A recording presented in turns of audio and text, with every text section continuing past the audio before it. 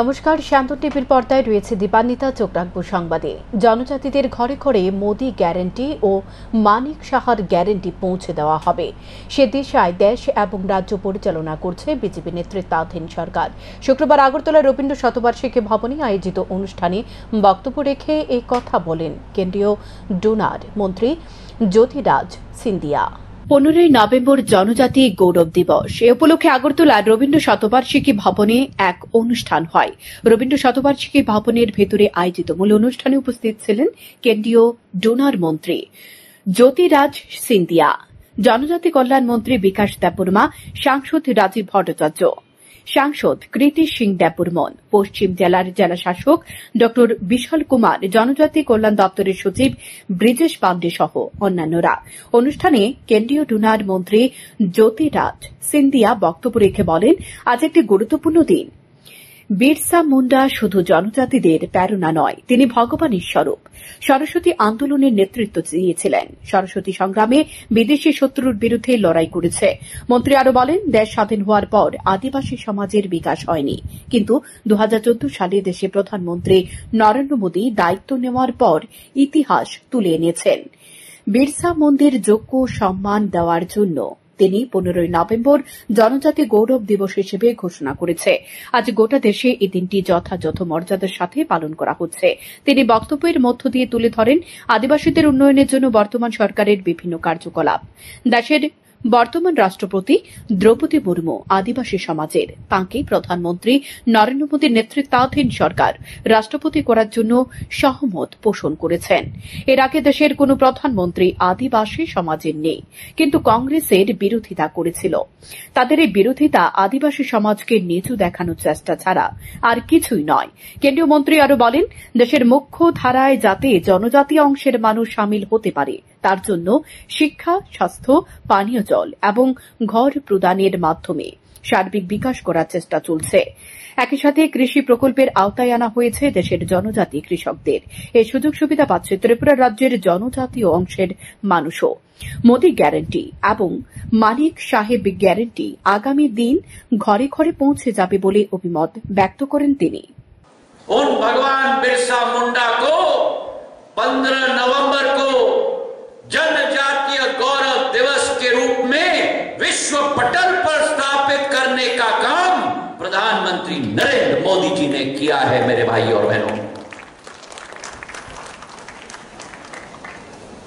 हमारे परिवार के परमवीर चक्र विजेता एल्बर्ट टिक्का आदिवासी समाज के, उनकी स्मृति को चिरस्थायी बनाने के लिए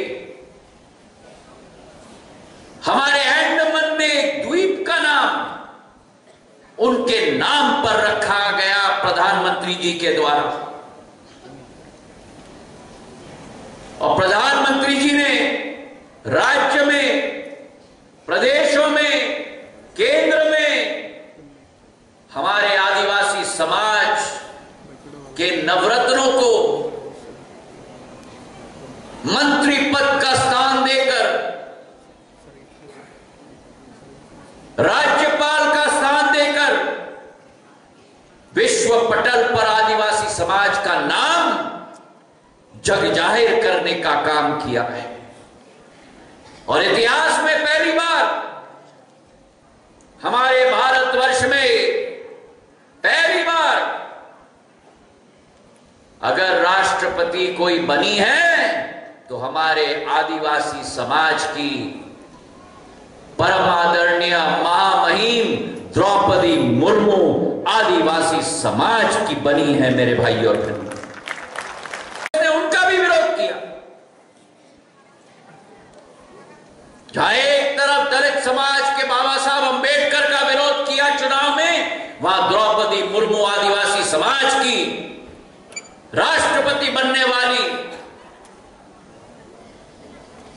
उम्मीदवार का विरोध करके आदिवासी समाज को नीचे दिखाने की कोशिश की।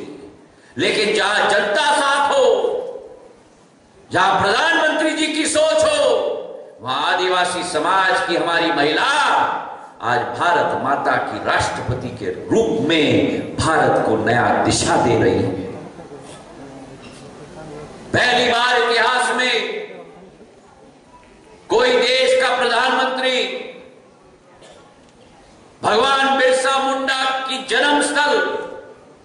लेहातू में गए थे पिछले वर्ष और वहां उन्होंने एक संकल्प लिया कि आदिवासी भाई बहनों की विकास और प्रगति के लिए नई योजना निकाल कर लेके आएंगे और उस योजना का नाम है जन मन योजना। जन का मतलब मेरी आदिवासी समाज का माहौल और मन का मतलब कि आदिवासी समाज की जो जिज्ञासा हो, उनकी आशा हो, अभिलाषा हो, उस आशा अभिलाषा को इस योजना के तहत पूर्ण रूप से संपन्न करेंगे और 1 साल के अंदर 2 महीने के अंदर भारत को विश्व गुरु के रूप में उभारने वाला सफर होना चाहिए और इस सफर में मेरे एक आदिवासी अनुसूचित जनजाति के भाई बहन का योगदान रहे इस भारत माता की ज्वालामुखी को विश्व पटल पर उजागर करने के लिए। इसी कामना के साथ भगवान बिरसा मुंडा के चरणों में नमन करते हुए आप सभी का बहुत बहुत धन्यवाद। जय हिंद, जय भारत, जय मेरा आदिवासी समाज। এদিন সকালে রাজধানীর এক শোভাযাত্রার আয়োজন করা হয়। শোভাযাত্রাটি স্বামী বিবেকানন্দ ময়দান থেকে শুরু হয়ে রবীন্দ্র শতবার্ষিকী ভবনের সামনে গিয়ে শেষ হয়। শোভাযাত্রায় উপস্থিত ছিলেন পশ্চিম জেলার জেলাশাসক ড বিশাল কুমার সহ অন্যান্যরা। পশ্চিম জেলার জেলাশাসক জানায়, সমগ্র দেশ জুড়ে এদিন জনজাতি গৌরব দিবস পালন করা হচ্ছে। ভগবান বিরসা মুন্ডার জন্মদিন উপলক্ষে জনজাতি গৌরব দিবস পালন করা হয়। শ্যামপুর টিভি। কথার খেলাপ করেছে সরকার, গোল্লায় গেছে প্রতিশ্রুতি। মাথা গোজার জায়গা না পেয়ে এমনটাই অভিযোগ তুলে রাস্তা অবরোধ করল রাজধানীর বর্ডার গোলচক্কর এলাকার শতাধিক পরিবার।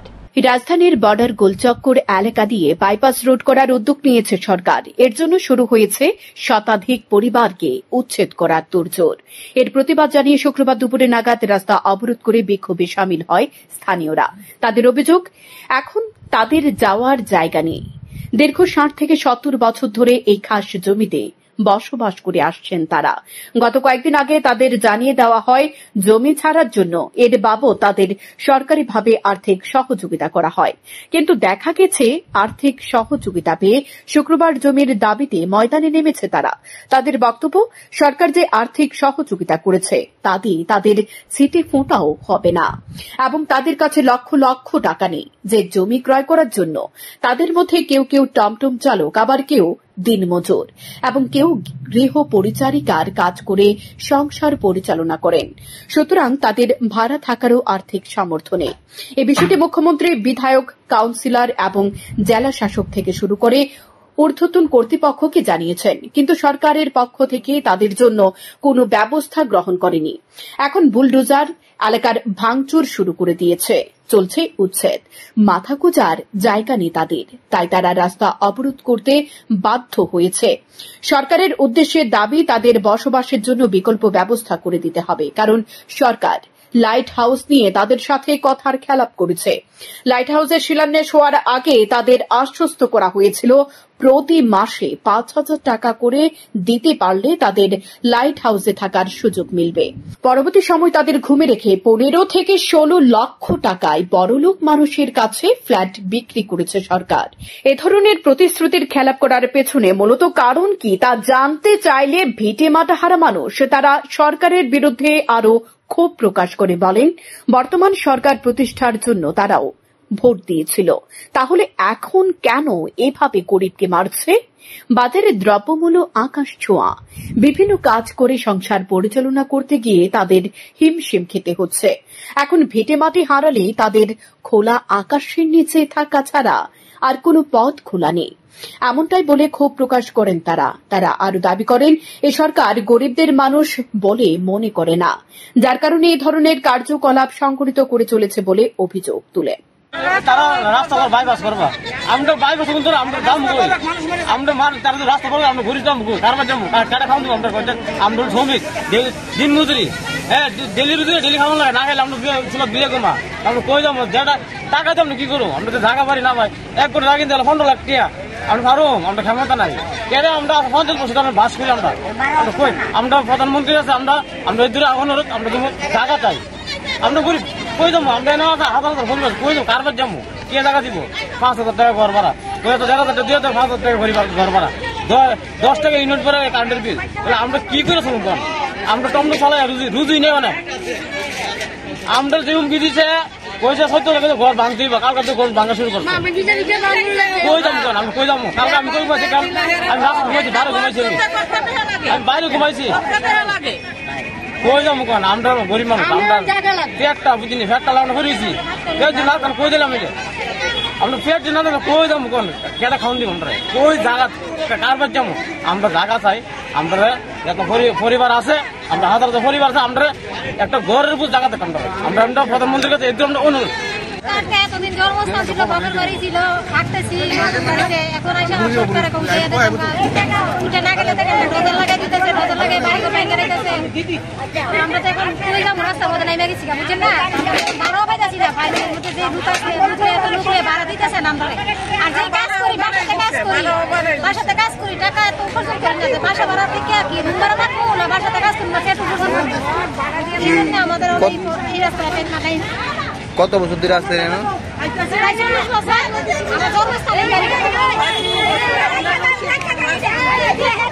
এমনি কতটা বাড়ি আর ঘর আছে দিকে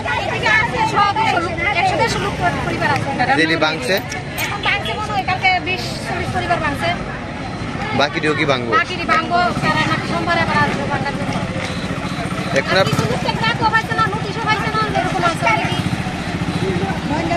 আমরা কিছু চাই না আমরা একটু জায়গা নেন থাকার বদলা দেখেন কত বছর আগে একটা রাজনাবাদ এলাকার মধ্যে বাড়ি রাখছে তারা প্লেট করে দিচ্ছে আমরা এরকম ছোটখাটো একটা জায়গার ব্যবস্থা করে যাতে আমরা থাকতেই পারি।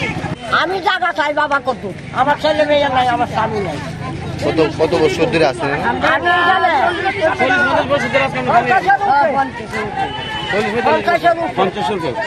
কেন কেন জায়গাটা আপনি কি কারণে ভাঙছে কি কিছু কইছে না কিছু না কই তো বাঙ্গাল আছে টাকা তো গড় দিছে না অনেকের গড় ভাঙ্গার টাকা দিছে দিয়েও গড় বাঙ্গাল আছে আর আমরা টাকা না ভাইও আমরা গড়টি বাঙ্গাল আছে কি অন্যায় করছি আমরা আমার তো মানে এবার চলো না মেয়ে না বলে বিক্রি করে খা এরপর আবার বিক্রি করে খাচ্ছি এখানে কি চান? আমি কত জায়গা চাই বাবা আর কিচ্ছু চাই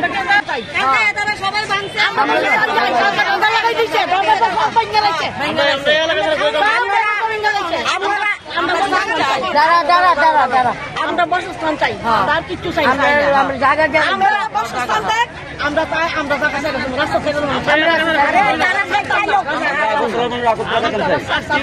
এমনি এই যে ভাঙছে টাকা পয়সা কিছু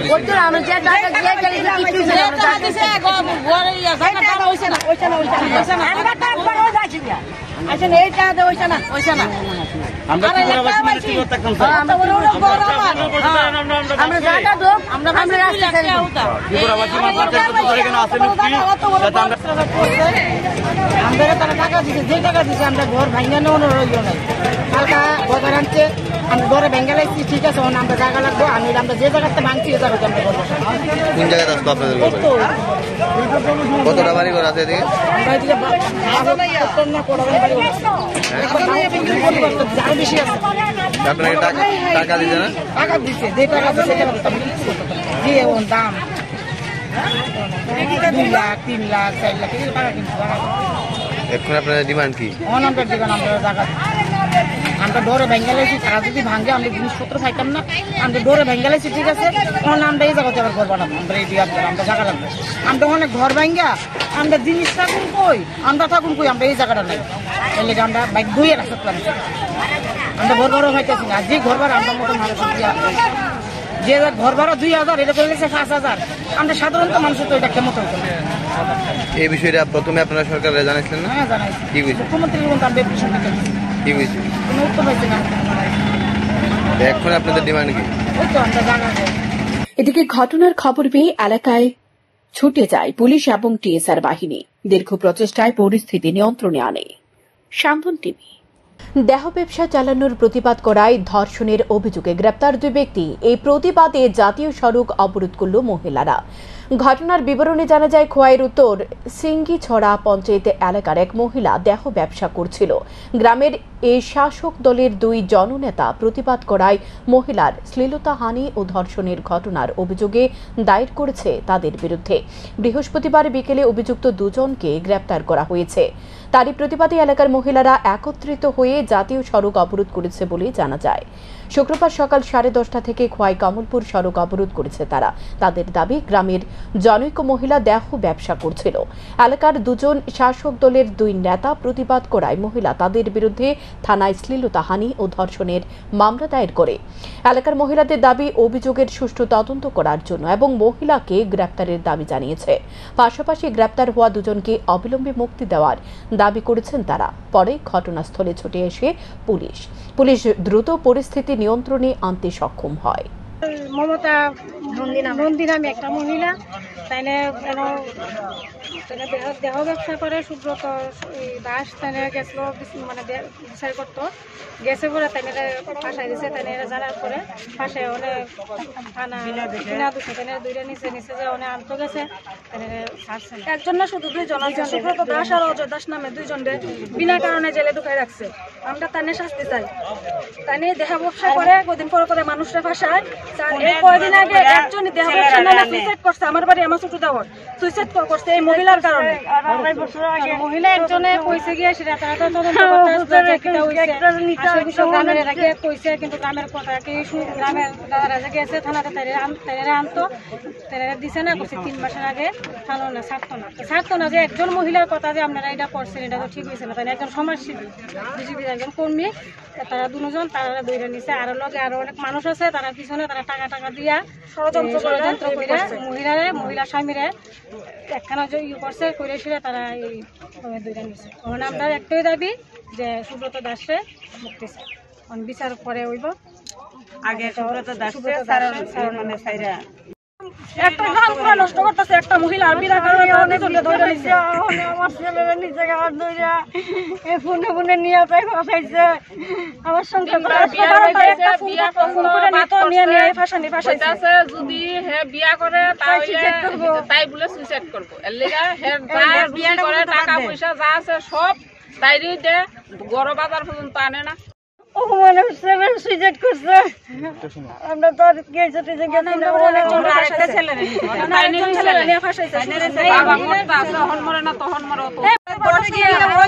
তারা বালা লুকরে দৌড়া লিয়া জায়গা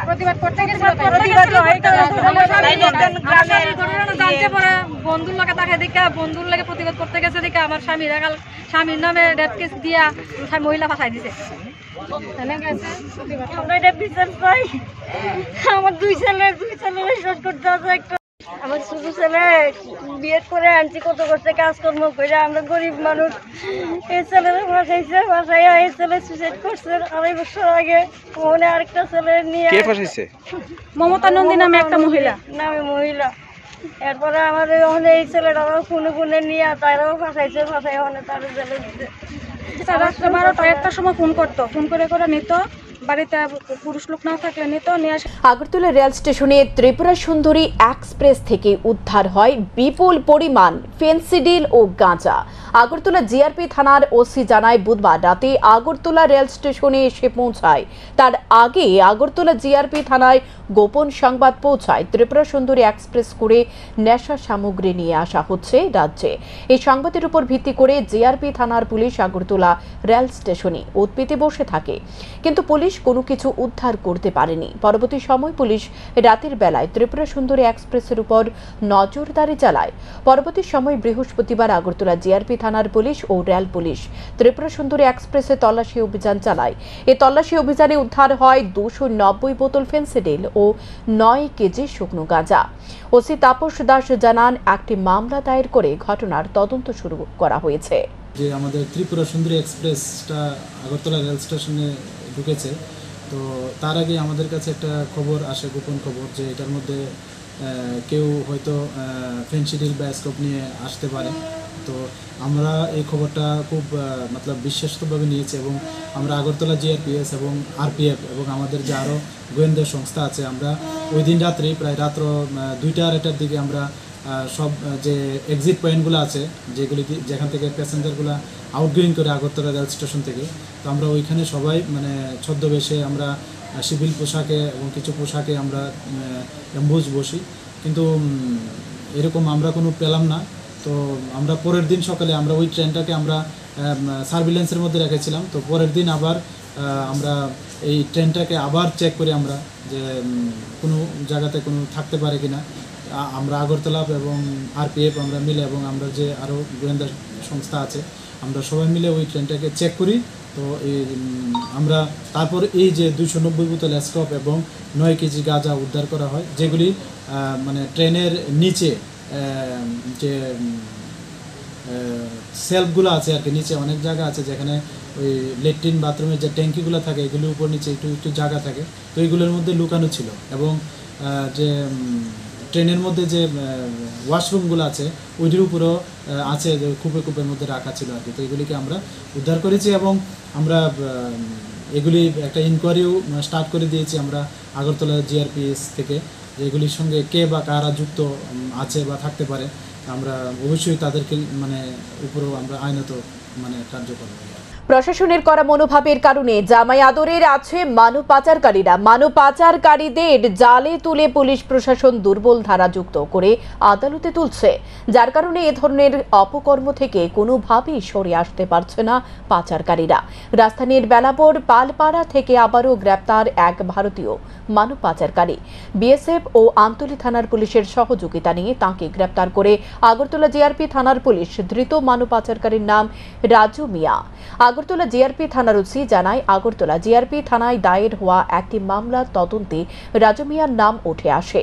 সে বাংলাদেশি নাগরিকদের রাজ্যে অনুপ্রবেশের ক্ষেত্রে সাহায্য করে থাকে। তাই বৃহস্পতিবার রাতে বিএসএফ ও আমতলী থানার পুলিশের সহযোগিতা নিয়ে বেলাপুর পালপাড়া থেকে রাজু মিয়াকে গ্রেপ্তার করা হয়েছে। শুক্রবার পুলিশ রিমান্ডের আর্জি জানিয়ে ধৃত রাজু মিয়াকে আদালতে সোপর্দ করে আগরতলা জিআরপি থানার পুলিশ।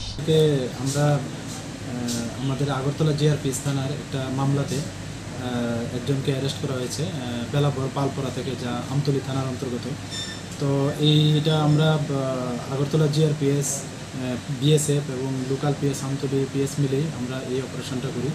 তো ওনাকে গ্রেপ্তার করা হয়েছে। অ্যাকচুয়ালি উনি ওই যারা বাংলাদেশ থেকে মানে অবৈধভাবে আসা যাওয়া করছে, তো ওনাদের তারা মানে উনি হেল্প করছেন এবং সঙ্গে আরও আছে, আমরা নাম আরও অনেকে পাচ্ছি। তো এই সুবাদে গতকালকে ওনাকে অ্যারেস্ট করা হয়েছে এবং আজকে ওনাকে আমাদের আগরতলা মহামান্য আদালতে প্রেরণ করা হচ্ছে। কতদিন ধরে উনি তার সাথে জড়িত? আমরা তো একটা কেসে ওনাকে মানে ইনভলভেন্সি পেয়েছি। তো আমরা আজকে পুলিশ রিমান্ডে ওনাকে চেয়েছি, দেখি পুলিশ রিমান্ডে আসে এবং ইন্টারভিউশনে আরও কী বেরিয়ে আসে আর কি, বা আরও কার কার নাম আসতে পারে। ওর নামটা? ওর নাম হলো রাজু মিয়া, বাবার নাম দাগু মিয়া, বেলাপুর পালপাড়া বাড়ি, আমতলী থানার অন্তর্গত। শহরে একের পর এক চুরি অব্যাহত। এবার কালী মন্দিরে ভিতরে প্রবেশ করে প্রতিমার স্বর্ণালংকার চুরি করে নিয়ে যায় চোরের দল। ঘটনা কৈলাসহরের ভগবাননগর গ্রাম পঞ্চায়েত এলাকায় অবস্থিত এক ইট ভাট্টায়। ভগবাননগর গ্রাম পঞ্চায়েত এলাকায় অবস্থিত ইট ভাট্টায় মালিক বিশ্বজিৎ বিশ্বাস জানায়, তিনি এই এলাকায় প্রায় 25 থেকে 30 বছর ধরে ব্যবসা করছেন। ইট ভাট্টায় প্রতিষ্ঠিত সিদ্ধেশ্বরী কালী মন্দিরে রয়েছে প্রতিদিন নিয়মিতভাবে মায়ের পূজা করা হয়ে থাকে। প্রতিদিনের মতো 15 নভেম্বর শুক্রবার সকালবেলা পুরোহিত মন্দিরে প্রবেশ করে দেখেন মন্দিরে দরজা খোলা এবং মন্দিরের বারান্দায় মেঝেতে ভাঙা তালা ও লোহার রড পড়ে আছে। এই দৃশ্য দেখে পুরোহিতের সন্দেহ হবার পর পুরোহিত ইটভাটার মালিক সহ অন্যান্য শ্রমিকদের ডাকাডাকি শুরু করে। সবাই মন্দিরে এসে এই দৃশ্য দেখার পর লক্ষ্য করে প্রতিমার স্বর্ণালংকার নেই। সাথে সাথে কৈলাসহর থানায় খবর দেওয়া হয়। খবর পেয়ে কৈলাসহর থানার পুলিশ ঘটনাস্থলে গিয়ে তদন্ত শুরু করেছে। আপনার ভগবাননগর পঞ্চায়েতের ভিতরে সর্বেশ্বরী ব্রিক্স ইন্ডাস্ট্রি আজকে 25 বছর ধরে ভাট্টা আমি চালাইতে আছি। আজ অব্দি আমার ভাট্টার থেকে একটা বেলচা বা কোদাল কোনো জায়গায় গেছে না। কিন্তু বিগত গতকালকে আমার যে মন্দির আছে কালী মন্দির, প্রতিষ্ঠা মন্দির, এটার থেকে আমার কালী মায়ের কানের দুল, গলার চেইন, এইগুলি নাকের সব লয়ে গেছে গিয়া। কে বা কারা নিচে তো আমরা গুতাম পারি না, তাই আমরা প্রশাসনের দ্বারস্থ হয়েছি। প্রশাসনের তারা যা করার করব। আপনি কি এই বিষয়টা ঘটনাটা পুলিশ থানাতে জানাইছেন? জানাইছি। পুলিশ কি আইছে? আইছে। তো মানে কি কি জিনিস চুরি হয়েছে? এই গলার চেইন একটা চিকন, চিকন বলতে তবুও বেশি চিকন না, আর সিটি গোল্ডেরটা মোটা আছে, আর পলার আছে হাতের। তারপরে সবগুলি কি সোনার ছিল, গোল্ডের ছিল? হ্যাঁ। তো মানে আপনি কি মনে করেন, মানে কারা চুরি করতে পারে বা কারা জড়িত এই বিষয়ে? এটা তো এমনিতে তো হন যদি আমি আইডিয়া করে যদি কিছু করি এটা তো হিতে বিপরীত হয়ে যাবো, একাধে আমি এখন কিছু কইতে পারতাম না। এই যে প্রতিষ্ঠা মন্দির, বিচার থানায় করবো। এই যে কালী মন্দিরের প্রতিষ্ঠা মন্দির, এটা থেকে প্রতিদিন পূজা হয়? প্রতিদিন পূজা হয়। কালকেও পূজা হয়েছিল? কালকেও পূজা হয়েছে। সন্ধ্যা পর্যন্ত সন্ধ্যা আরতি হয়েছে? সন্ধ্যা আরতি বলতে হ্যাঁ সন্ধ্যা আরতি হয়। তার তখনও ঠিক ছিল? তখন কখন আপনারা ইটভাটা থেকে গেলেন? আমরা এখান থেকে স্টাফ গেছে 9টা 9:30 রাত্রিবেলা। হ্যাঁ, কিন্তু স্ট্যান্ড বাই 2 জন ছিল। তারপরেও চুরি হয়েছে? তারপরে চুরি হয়েছে। তারা চুরিটা খুব সম্ভবত 2টা থেকে 3টার মধ্যে হয়েছে রাত্রিবেলা। হ্যাঁ। তো আপনাদের নজরে কখন আসলো? আমাদের নজরে সকালবেলা। এর আগে কি আপনার এই ইটভাটায় কোনো ধরনের চুরি? কিচ্ছু না, কিচ্ছু হয় নাই। সারা দেশের সাথে রাজ্যেও যথাযথ মর্যাদায় বিরসা মুন্ডার ১৫০তম জন্মদিন পালন করা হয়। শুক্রবার উদয়পুর রাজর্ষি কলাক্ষেত্রে জনজাতি কল্যাণ দপ্তরের উদ্যোগে ভগবান বিরসা মুন্ডা ১৫০তম জন্মবার্ষিকী উপলক্ষে জনজাতি গৌরব দিবস উদযাপন করা হয়। এই অনুষ্ঠানে প্রদীপ প্রজ্বলন করে শুভ সূচনা করেন গোমতী জেলা পরিষদের সভাধিপতি দেবল দেব রায়। এছাড়াও অন্যান্যদের মধ্যে উপস্থিত ছিলেন বিধায়ক জিতেন্দ্র মজুমদার, গোমতী জেলা পরিষদের সহ সভাধিপতি সুজন কুমার সেন, উদয়পুর পৌর পরিষদের পৌরপিতা শীতল চন্দ্র মজুমদার, গোমতী জেলার জেলাশাসক তরিত কান্তি চাকমা সহ অন্যান্য দপ্তরের উচ্চ পদস্থ আধিকারিকরা। এই জন্মজয়ন্তীকে ভগবান বিরসা মুন্ডাকে শ্রদ্ধার সঙ্গে স্মরণ করলেন প্রধানমন্ত্রী নরেন্দ্র মোদী। আমাদের ঠিক 15 জানুয়ারি 10 মাস আগে পিএম জন্মন স্কিমটা লঞ্চ হয়েছিল। পিএম জন্মন যে স্কিমটা আছে সেটা আমাদের শুধু রিয়াং যে ভাই বোনরা আছে তাদের জন্য ছিল। রিয়াং ভাই বোনরা যেখানে যেখানে ছিল তাদের জন্য সবকিছু দেওয়া হয়েছিল। এখন যে দাজগোয়া যে স্কিম যেটা আছে, আমাদের বাকি যে 18-19টি আমাদের যে এসটি ট্রাইবস আছে ত্রিপুরাতে, তাদেরকেও এই আওতায় আনা হয়েছে। তো পিএমওয়াই ঘর যারা নাই তারা পিএমওয়াই ঘর সবাই পাবে। তো পিএম জন্মনের মাধ্যমে তারা 1.3 লাখ, নর্মাল যেটা ছিল সেটা 1.5 লাখ ছিল। এটা এখনো ঠিক করা হয়নি কত টাকা দেবে, কিন্তু পিএমওয়াই ঘর যারা যারা পান নাই তারা ঘর পাবে। দ্বিতীয়ত হচ্ছে PMGSY রাস্তা, যেখানে আমাদের রেগার মাধ্যমে আমরা রাস্তা করতে পারি না, তো সেখানে because of the paucity of funds আমরা এখানে PMGSY রাস্তা করব। এবং ভারত সরকার বলেছে যে প্রত্যেক 1 কিলোমিটার জন্য মিনিমাম 1 থেকে 1.2 করোড় তারা রাস্তার জন্য তারা দেবে।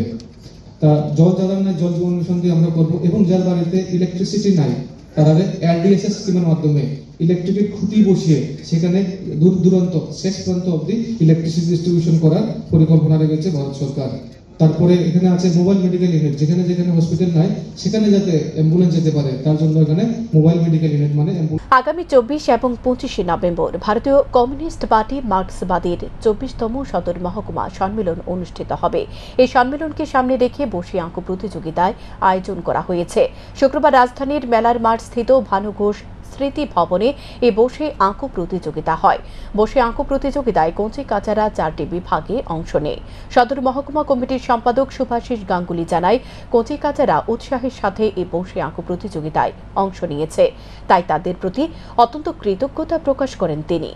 কমিউনিস্ট পার্টি মার্ক্সবাদীর সদর মহকুমা কমিটির 24তম সম্মেলন সামনে রেখে আমরা এই উদ্যোগ নিয়েছি। এই সম্মেলন অনুষ্ঠিত হবে 24 এবং 25 নভেম্বর। এই সম্মেলন সামনে রেখে আমরা শিশুদের এই বসে আঁকো প্রতিযোগিতার আয়োজন করেছি। আমরা খুব আনন্দিত যে আমরা একদিনের মধ্যে প্রচার করার মধ্য দিয়ে দেখা গেছে যে আমরা 4টা গ্রুপ করেছিলাম। A গ্রুপ, একটা group, B group, C group এবং D গ্রুপ। এই গ্রুপে এখন পর্যন্ত 32 জন অংশগ্রহণ করেছে, B গ্রুপে 45 জন অংশগ্রহণ করেছে, C গ্রুপে 28 জন অংশগ্রহণ করেছে, D গ্রুপে 13 জন অংশগ্রহণ করেছে। এই যে শিশুদের নিয়ে বসে আঁকো প্রতিযোগিতা, এই যে আমাদের অভিজ্ঞতা, নিশ্চয়ই সঞ্চিত অভিজ্ঞতা, তো এর সঙ্গে বাচ্চাদের সঙ্গে তার মায়েরা, বাবারা বা অভিভাবকরা এসছেন। আপনাদের মাধ্যমে তাদেরকেও আমরা অভিনন্দন জানাই, তাদের প্রতি কৃতজ্ঞতা জানাই। আমাদের এই আহ্বানে তারা সাড়া দিয়ে এসছেন। শুক্রবার চতুর্থ জাতীয় গৌরব দিবসের দিনে ধরতি আবা জনজাতীয় গ্রাম উৎকর্ষ অভিযানের শুভ সূচনা করলেন দেশের প্রধানমন্ত্রী নরেন্দ্র মোদী। এ উপলক্ষে ধলাই জেলাতেও আয়োজন করা হয় এক অনুষ্ঠানের। আমবাসা টাউন হলে প্রধানমন্ত্রীর এই উদ্বোধনী অনুষ্ঠান সরাসরি সম্প্রচারিত হয়। ধলাই জেলাভিত্তিক অনুষ্ঠানে উদ্বোধন করেন কেন্দ্রীয় সরকারের খাদ্য জনসংবহন ও ভোক্তা স্বার্থ বিষয়ক দপ্তরের রাজ্যমন্ত্রী নেমুবেন জয়ন্তী ভাই বম্পানিয়া। অনুষ্ঠানে অন্যান্যদের মধ্যে উপস্থিত ছিলেন ধলাই জেলা পরিষদের সভাধিপতি সুস্মিতা দাস, বিধায়ক স্বপ্না দাস পাল, এমডিসি ভূমিকা নন্দন রিয়াং, জেলাশাসক সাজু ওয়াহিদে সহ অন্যান্য অতিথিবর্গ।